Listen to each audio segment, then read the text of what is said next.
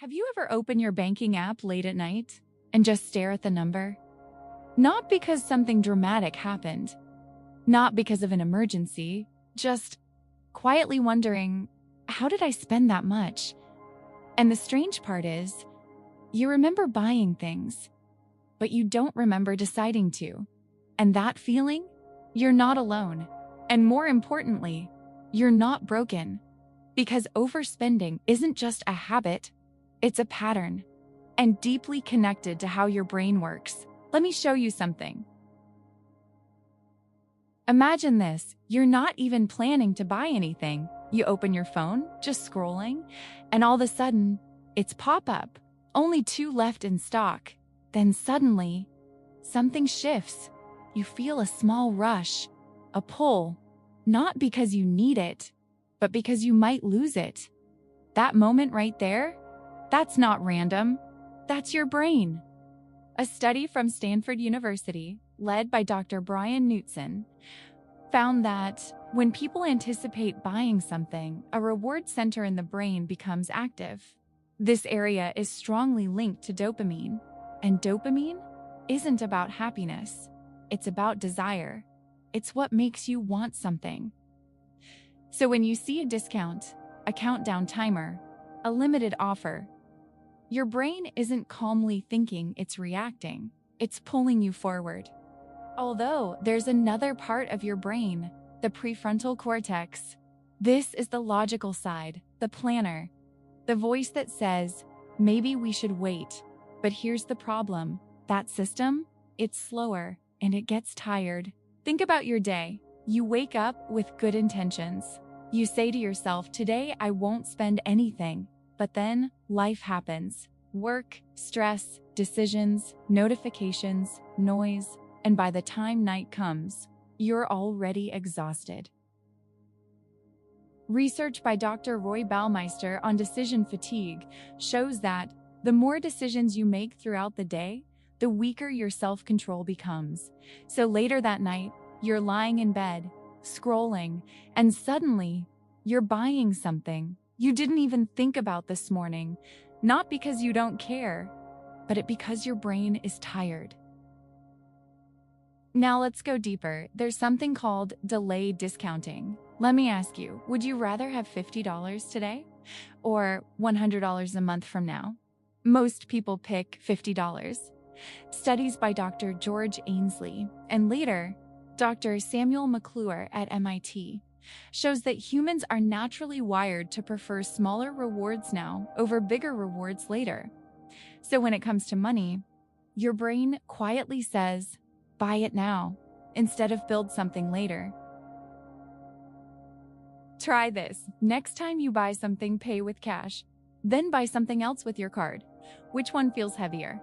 Research from MIT by Dr. Drayson Prelick found that people are willing to spend significantly more when using credit cards instead of cash. Why? It's because it reduces what he called the pain of paying. When you hand over cash, you feel the loss. But when you tap a screen, it barely registers. And today, you don't even tap anymore. You just click. Saved cards, autofill, one-click checkout. A 2021 study in the Journal of Behavioral and Experimental Finance found that digital payments increase spending behavior because they create distance between you and your money. It doesn't feel real, so your brain treats it differently. And then there's something even deeper: emotion. Think about the last time you had a bad day. You felt stressed, drained, maybe even a little empty. And without thinking, you opened an app, started scrolling, adding things to your cart. For a moment, it worked. You felt better, lighter, distracted. But then, the bill shows up, and everything comes back. Research by psychologist Dr. Helga Dittmer shows that people often spend money not because they need things, but because they're trying to regulate how they feel. Stress, anxiety, boredom, loneliness. Spending becomes a coping mechanism. And this creates a loop, a dangerous one.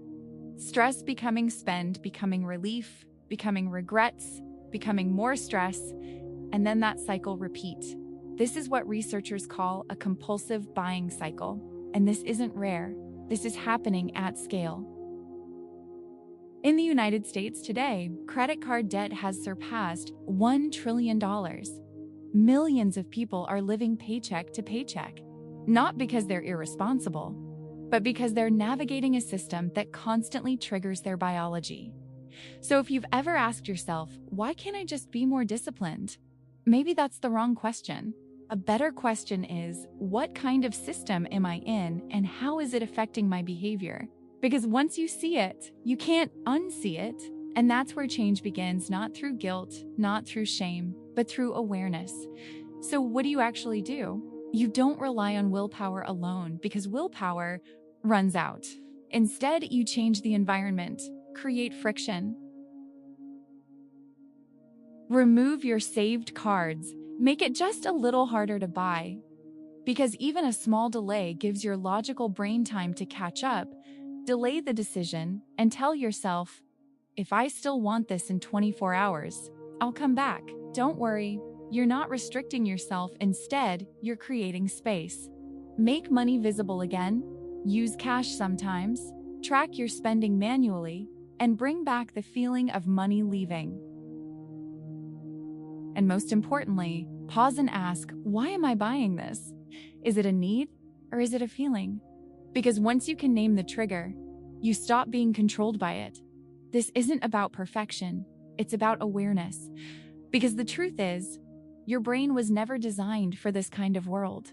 But once you understand how it works, you can start working with it instead of against it. And that is where real control begins.